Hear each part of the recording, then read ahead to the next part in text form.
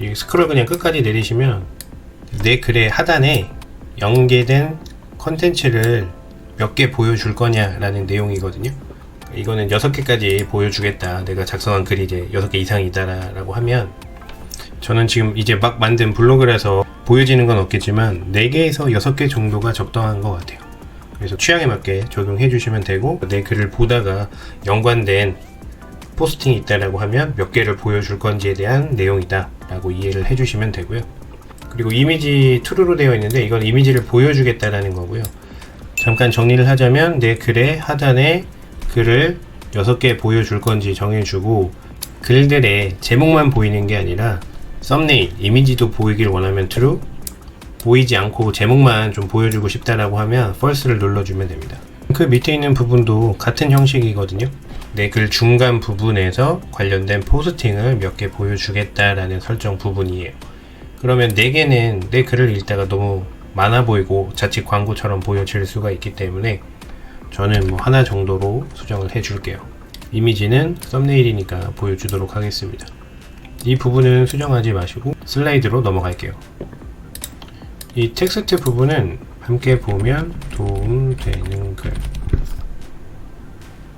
자유롭게 수정해 주시면 되고요. 그리고 슬라이드 부분은 내 블로그 스팟에 이 테마를 적용했을 때 포스팅이 옆으로 넘어가면서 보여지는 기능이라고 생각하시면 되는데, 기억하셔야 되는 거는 내가 어떤 특정 포스팅을 지정할 수는 없어요. 라벨이라고 해서 블로그 스팟에서는 잠시 글쓰기 화면으로 이동을 할게요. 여기서 보시면은 제목, 내용을 작성하시고 글 설정이라고 해서 라벨이 있잖아요. 그래서 라벨을 쉼표 라벨로 구분하세요. 이 부분에 찌스토리로 치면 카테고리 같은 거예요. 그래서 이 카테고리에 묶여있는 글들만 이 슬라이드에서 보여줄 수 있거든요. 그래서 그 부분만 기억해 주시면 되고, 당연히 이 라벨이 정해져 있으셔야겠죠. 이 라벨은 한글은 안 되고 라벨을 좀 설정을 하셔야 된다 정도로 기억해 주시고, 하나의 라벨에 있는 글들만 보여줄 수 있다. 다시 세팅 화면으로 돌아갈게요. 그래서 여기 넘버는 몇 개의 슬라이드를 보여줄 거냐라는 건데 2개 정도로 설정할 것 같아요. 이 부분은 자유롭게 설정하시면 되는데 너무 많지 않게 2개에서 4개 정도 설정하시면 될 것 같습니다. 그리고 여기는 아까 말씀드렸듯이 라벨이 정해져 있어야 된다라고 했는데 가끔 안 된다라고 하시는 분들이 있어요. 대문자나 소문자를 구분하거든요. 기호가 있거나 띄어쓰기가 내가 만든 라벨과 똑같아야 돼요. 그래서 그 부분 한번 체크해 주시면 될 것 같습니다. 저는 아직 라벨을 아직 만들진 않았는데 애드센스 블로그 라벨이 있다라는 전제하에 이렇게 입력을 할게요. 라벨 설정은 나중에 해주셔도 됩니다. 그리고 저장을 눌러줄게요. 저장을 마치시고 다시 레이아웃에서 메뉴 부분을 수정을 해줄게요. 연필 모양 눌러주세요. 그러면 다시 HTML 코드가 쭉 보여지게 되는데, 이걸 어떻게 설명드릴까 고민을 하다가 이 코드 부분도 영상 설명란에다가 제가 남겨 놓을 테니까 그 부분을 그대로 사용을 하셔도 됩니다. 근데 이제 이해를 돕기 위해서 이 코드가 어떻게 보여지는 거냐면, 잠깐 취소를 하고 여기 블로그 보기를 눌러주세요. 그러면 이렇게 보여지거든요.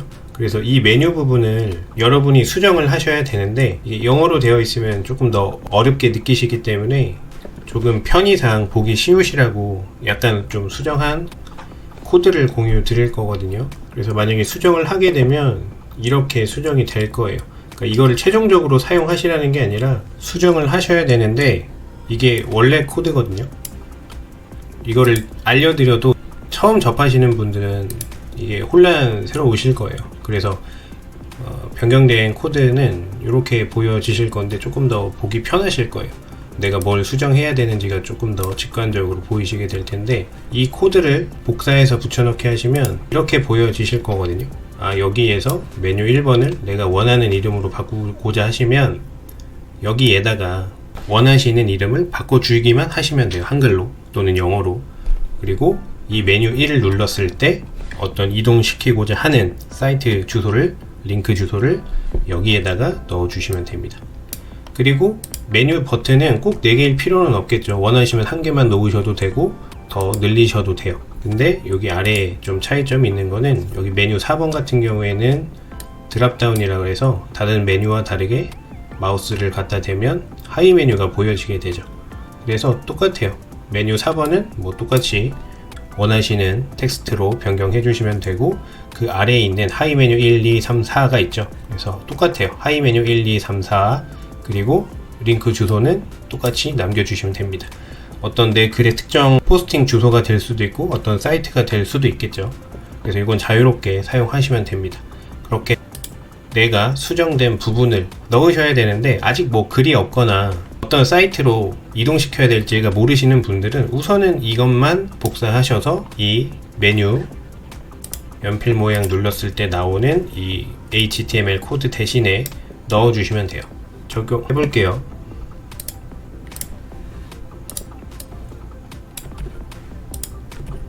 이렇게 넣어주시고, 뭐 줄바꿈이나 이런 게 약간 좀 보기 싫어질 수는 있는데 크게 상관은 없거든요. 작동하는 데는 문제가 없기 때문에 이렇게 해서 저장을 눌러주세요. 이렇게 메뉴 부분도 수정을 해 봤고요. 지금까지는 테마 세팅 그리고 메뉴 세팅을 했습니다. 그리고 한 가지 짚어드리면, 메인 바디로 내려와서 보면 형태를 익히시면 돼요.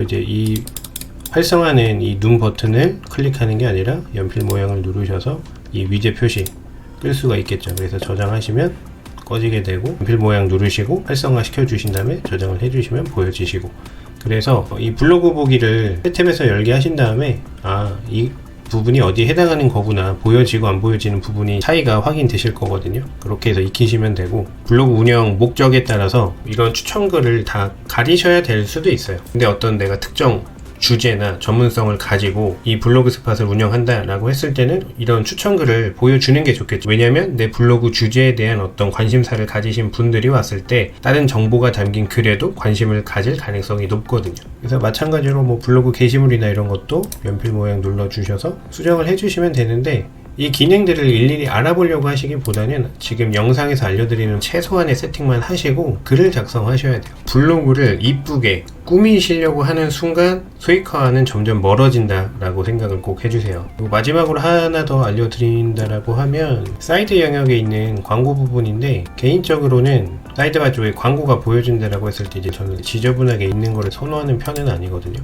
그래서 저는 이런 부분들은 표시하지 않는 걸로 수정을 하겠습니다. 중요한 거는 연필 모양 누르셔가지고 저장을 하셨잖아요.